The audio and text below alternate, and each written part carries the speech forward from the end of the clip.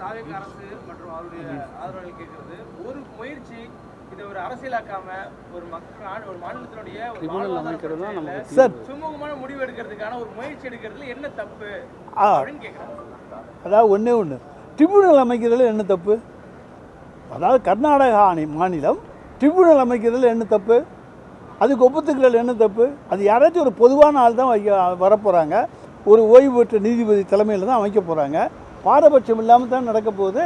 அப்போ ட்ரிபியூனல் வேண்டாம், நான் போய் பேச்சுவார்த்தைக்கு போகிறேன்னு சொன்னால் அங்கே போய் வச்சுட்டு ஏதாச்சும் பேசிவிட்டு வர்றதோடு இருக்கும். இது வரைக்கும் நிறைய பேச்சுவார்த்தைகள் நடந்திருக்கின்றன. எதிலும் ஒரு தெளிவான இது கிடைத்தது கிடையாது. வேணா ஒன்று போயிட்டு வர்றது ரீல்ஸுக்கு உதவும். ஒன்றே ஒன்று சொல்கிறீங்க, தீர்மானத்துல திருத்தம் கொடுத்தது எதுக்கு கொடுத்தது ஏற்றுக்கிட்டாங்க. ஆனா ஒரு பேச்சுவார்த்தையா தீர்மானத்துக்கு அப்புறம் என்ன நடவடிக்கை சிக்கல் இருக்கு, அதுல என்ன தவறு இருக்குன்னு கேக்குறாங்க. என்னது சரிங்க, தீர்மானத்தை ஏத்துக்கிட்டீங்கல்ல, அது மேல என்ன நடவடிக்கை இந்த அரசு எடுத்திருக்கிறது? ஆளுநர் உரையிலே தான் அந்த தீர்மானம் அந்த கூட்டத்தொடரில் வந்துச்சு. எவ்வளவு நாளாச்சு? என்ன நடவடிக்கை எடுத்திருக்கீங்க? அதுக்கப்புறம் எதுக்கு பேச்சுவார்த்தை? நான் எந்த தீர்மானத்தை கொண்டு வருவேன், நடவடிக்கை எடுக்க மாட்டேன். ஆனால் பேச்சுவார்த்தைக்கு போவேன். பேச்சுவார்த்தைக்கு போகிறதுல என்ன தப்பு அப்படி நீங்கள் கேள்வி கேட்பதை விட ஏன் அந்த தீர்மானத்தின் மீது நடவடிக்கை எடுக்கக்கூடாது என்கின்ற கேள்வியை தான் நாங்கள் கேட்குறோம். நாங்கள் பொதுமக்களுக்கு தானே கேட்குறோம். அங்கே டெல்டா விவசாயி காஞ்சிக்கிட்டு இருக்கா, அவனுக்காகத்தான் கேட்கின்றோம். பேச்சுவார்த்தை நீர்த்து போகும், அதாவது காலதாமதமாகவும் நீர்த்து போய்விட செய்யுது. சார், நாங்கள் சட்டப்பூர்வமாக நாங்கள் செய்யலேன்னு அவர் ஒரு குற்றச்சாட்டை சொன்னார்.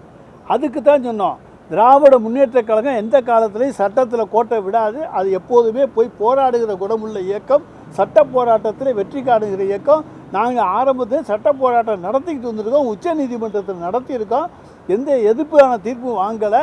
அதில் ப்ரீமெச்சூர்னு சொல்லித்தான் அவங்க சொல்லியிருக்காங்க. அதனால் நமக்கு எப்போவுமே காலங்கள் இருக்கின்றன.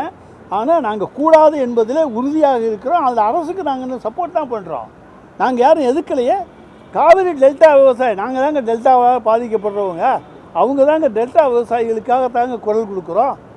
எனவே ஏன் நம்ம அனாவசியமாக டெல்டா விவசாயிகள் விட்டுட்டு ஏதாவது போகிறதுக்கு முன்னால் ஒரு குற்றம் சொல்லிட்டு போகணுங்கிறதுக்காக வேண்டி உச்சநீதிமன்றத்தில் நீங்கள் ஒழுங்காக நடந்துக்கலை, உச்சநீதிமன்றத்தில் வழக்கம் நடத்தலை. ஏன் எங்களை விடவா சிறப்பாக வழக்கம் யாருக்கு நடத்த முடியும்?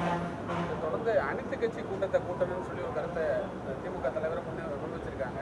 நல்லா அதுக்கான வேலைகள் இன்னும் தொடங்கலையே. அந்த மாதிரி அதெல்லாம் நீங்கள் தாவேக அரசிடம் கேட்க வேண்டும். இதுக்கு பதில் நேற்று பிரச்சனை எழுப்பியிருக்கிற திரு ஆதவ் அர்ஜுனா அவரிடமும் கேட்கலாம், அல்லது அரசிடம் நீங்கள் கேட்கலாம். அனைத்து கட்சி கூட்டத்தை கூட்ட வேண்டும் என்று சொல்லுகிறார்களே, அதை பற்றி என்ன நினைக்கிறீர்கள் என்று கேட்கலாம். எங்களை பொறுத்த வரைக்கும் தமிழ்நாட்டுக்கு காவிரி தண்ணீர் வந்தாக வேண்டும். இந்த 2-3 மாதத்துக்கு உண்டான அளவு வரவில்லை, அதை அவர்கள் தரவில்லை. எனவே அதை போராடி பெற வேண்டும் என்பதுதான் எங்களுடைய கோரிக்கை. செய்திகளை உடனுக்குடன் தெரிந்து கொள்ள கீழ்கண்ட கேபிள் மற்றும் டிடிஎச் நெட்வொர்க்குகளில் எம்நாடு செய்தி தொலைக்காட்சியை காணுங்கள். பாதகம் செய்பவரை கண்டால் நாம் பயம் கொள்ளலாகாது பாப்பா. மோதி மிதித்து விடு பாப்பா, அவர் முகத்தில் உமிழ்ந்து விடு பாப்பா. அண்மை செய்திகளை உடனுக்குடன் தெரிந்து கொள்ள இணைந்திருங்கள் எம்நாடு தொலைக்காட்சியுடன்.